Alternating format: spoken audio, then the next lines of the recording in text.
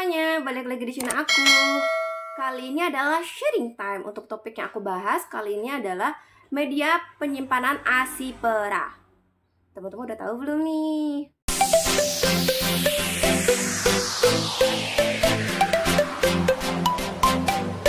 Kegiatan memerah ASI itu adalah salah satu rutinitas yang biasa dilakukan oleh para ibu menyusui, khususnya ibu yang bekerja. Hal ini dilakukan agar kebutuhan harian si kecil gizinya itu terpenuhi.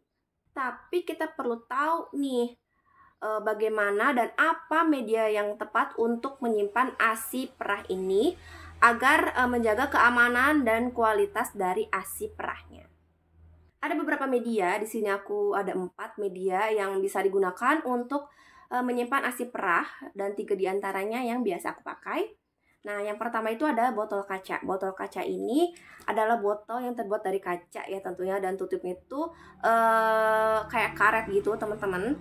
Untuk brandnya sendiri banyak yang beredar di pasaran ya, tapi yang pernah aku coba itu Momogi dan juga BKA. Kayak gini, mohon maaf aku nggak bisa nunjukin produknya karena aku naruh di rumah mama. Jadi itu persiapan anak kedua. Aku taruh di rumah mama aja, ribet ya kalau bawa naik pesawat kalau pecah gitu. Jadi ini gambarnya seperti ini. Ini produknya yang pernah aku gunakan. Mungkin ada brand lain juga, tapi aku cuma tahu 2 ini teman-teman, mohon maaf.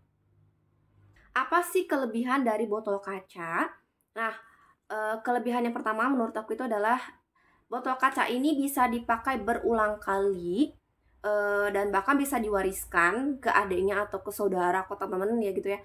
Intinya bisa dipakai oleh lebih dari 1 bayi.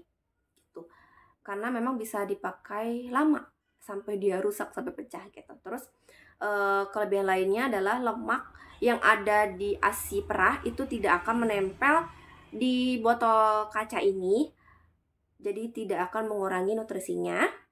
Kemudian juga penyimpanannya jangka panjang, harganya cenderung lebih murah dibandingkan dengan media lainnya. Kemudian juga mudah dibersihkan dan aman saat disteril juga. Terus bebas dari zat kimia, lebih kokoh dibandingkan dengan bahan lain, dan juga rapi ya saat disusun di freezer tuh jadi lebih rapi gitu. Tapi tentunya si botol kaca ini punya kelemahan juga nih. Untuk kelemahannya atau kekurangannya itu yang pertama itu berat banget. Jadi kalau aku pribadi nggak pernah bawa botol kaca ini untuk berpergian atau saat bekerja gitu harus memerasi pakai botol kaca ini, nggak, aku pakai di rumah aja. Karena berat banget, rempong ya. Terus juga rentan pecah karena kaca, jadi rentan banget pecah. Ini riskan kalau dibawa pergi-pergi. Terus juga lumayan makan tempat ya. Kita kan kalau misalnya pergi kerja atau berpergian kemana, bawa penyimpanan arsipnya itu kan rempong ya kalau yang makan tempat kayak gitu. Kita pengen yang meminimalisir si space-nya gitu, jadi biar muat banyak. Terus juga kalau misalnya kita isi asip di botol kaca itu nggak boleh penuh-penuh, kita sisakan aja. Atau kita pakainya itu mengisinya tuh sampai batas tera aja, karena kalau misalnya terlalu penuh nanti si tutupnya itu akan mencuat-cut kalau udah ditaruh di freezer. Jadi kan malah si asip yang kita simpan itu jadi nggak higienis lagi dong. Terus kekurangan selanjutnya adalah kalau misalnya kita mau mencairkan asip yang beku, itu lumayan lama untuk dicairkannya. Untuk kekurangan lainnya adalah karena dia ini nggak ada kayak yang bisa ditulis-tulisin, jadi kita harus pakai stiker biar kita tulis nama anak kita ya kalau kita bawa ke tempat kerja. Terus tulis juga tanggal dan volume yang dihasilkan saat diperah tadi gitu. Nah, itu kelebihan dan kekurangan dari botol kaca. Lanjut ke media yang kedua. Di sini aku punya botol plastik. Kebetulan masih ada yang baru, belum sempat dipakai. Ini ada botol plastik. Nah, untuk botol plastik ini, Nah, untuk botol plastik ini ya tentunya sesuai namanya terbuat dari bahan plastik. Tapi pastikan beli botol asipnya itu yang BPA free, dan juga si bahannya itu terbuat dari polipropilen ya, atau kalau misalnya logo itu nomor 5 PP.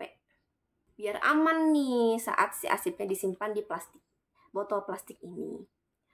Untuk kelebihannya ya, untuk kelebihan dari botol plastik ini tentunya dia juga sama seperti botol kaca, bisa dipakai berulang Tapi bedanya kalau botol kaca tuh kan bisa terus dipakai sampai benar-benar rusak.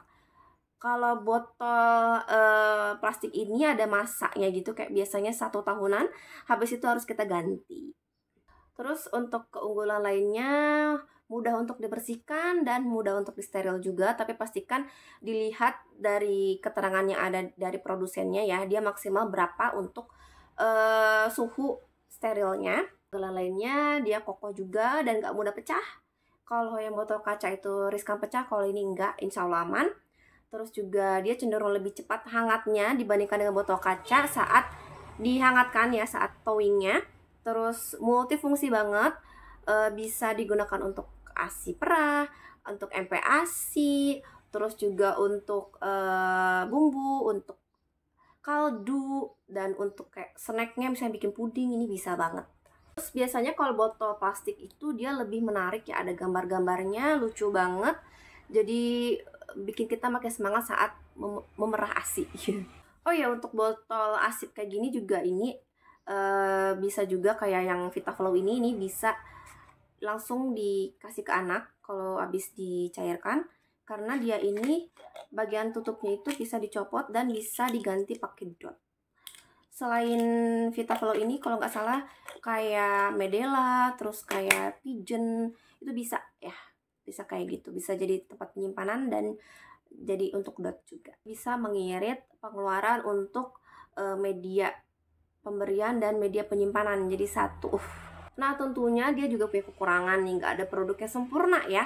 Untuk kekurangannya yang pertama itu adalah biasanya harga botol plastik ini, bukan biasanya, emang kayaknya lebih mahal dibandingkan dengan yang botol kaca. Terus juga bila dipakainya terlalu lama ya, terlalu sering dicuci, terlalu sering disteril, botolnya itu akan menguning. Nah kalau udah berubah warna itu teman-teman harus ganti aja dengan yang baru. Terus masih lumayan makan tempat ya, kalau misalnya kita bawa untuk berpergian, bekerja, ditaruh di cooler bag itu masih makan tempat. Terus di freezer juga masih makan tempat, walaupun memang lebih rapi ya saat disusunnya.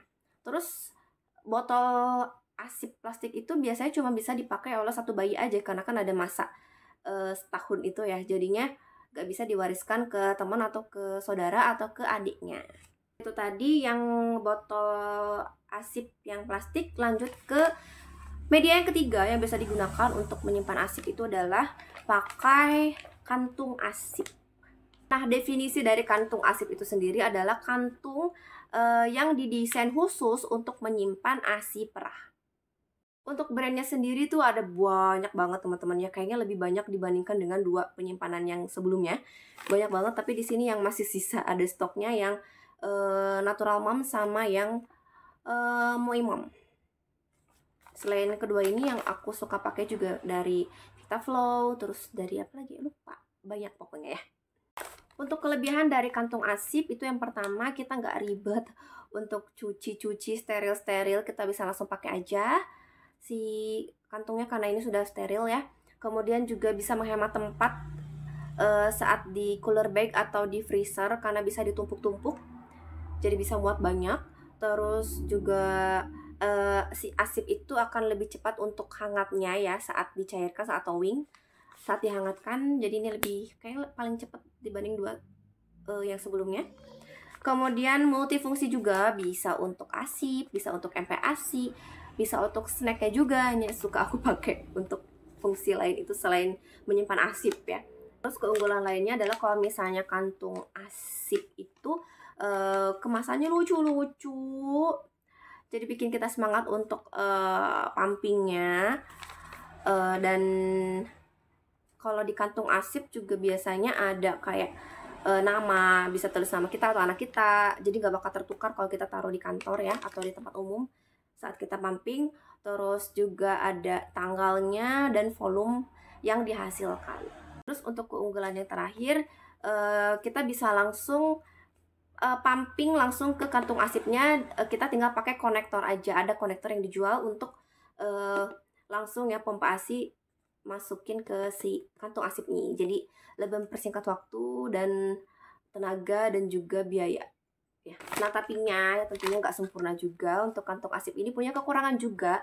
Kekurangan pertama karena sekali pakai, jadi ini lebih boros, lebih banyak biaya yang dikeluarkan, dan juga sampahnya jadi lebih banyak.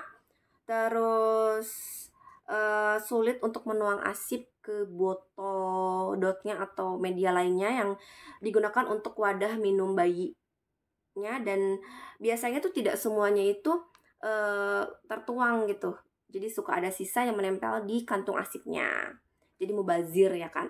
Terus juga saat disimpan kita tidak boleh penuh ya, si asipnya itu nggak boleh penuh di kantung asip ini.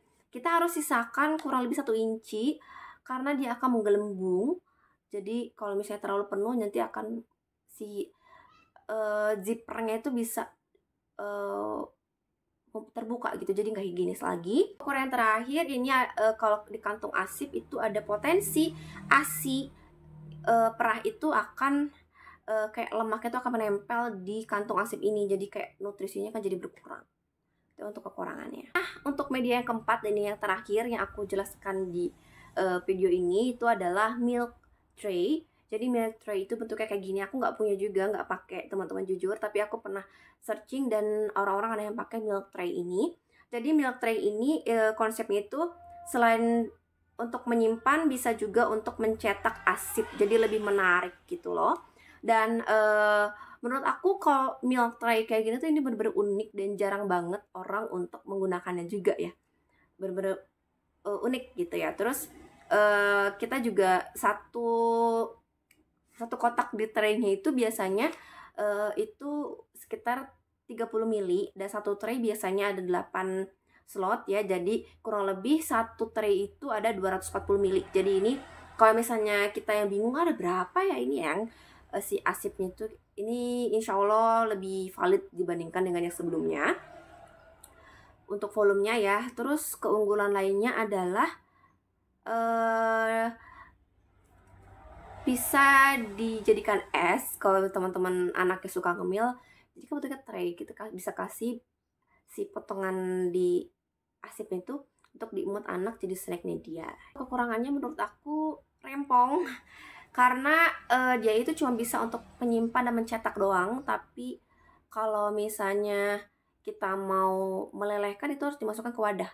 Jadi kita harus lepas dari traynya, terus dimasukkanlah si potongan-potongan es asip ini ke kantung yang aman untuk asip, berarti kayak kantung asip kayak gitu, dimasukin terus bisa dilelehkan atau disimpan. Nah, itu tadi keempat media yang bisa digunakan untuk menyimpan asip. Nah, yang aku pribadi gunakan itu yang botol kaca, terus yang botol plastik, dan juga kantung asip.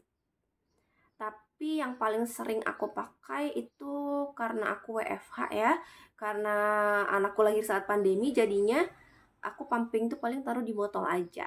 Itu karena lebih irit ya, nggak usah beli-beli lagi. Aku emang udah punya gitu, jadinya pakai itu aja. Dan si kantung asip itu lebih kepake, aku kan beli banyak juga itu kepakainya tuh lebih kepake buat MPASI, itu kepake banget. Nah, sebenarnya dari keempat ini mana yang paling rekomen? Kalau berdasarkan pengalaman pribadi aku itu benar-benar disesuaikan dengan kebutuhan kita, terus juga kerempongan kita. Kalau rempong ya udah pakai kantung asip aja teman-teman.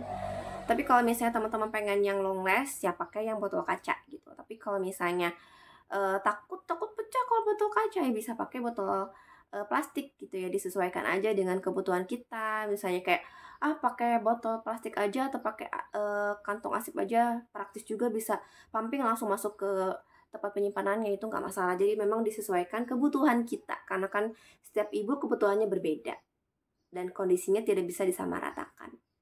Nah, mungkin sekian saja ya untuk obrolan kita hari ini, sharing hari ini. Semoga membantu dan selamat mengasihi. See you.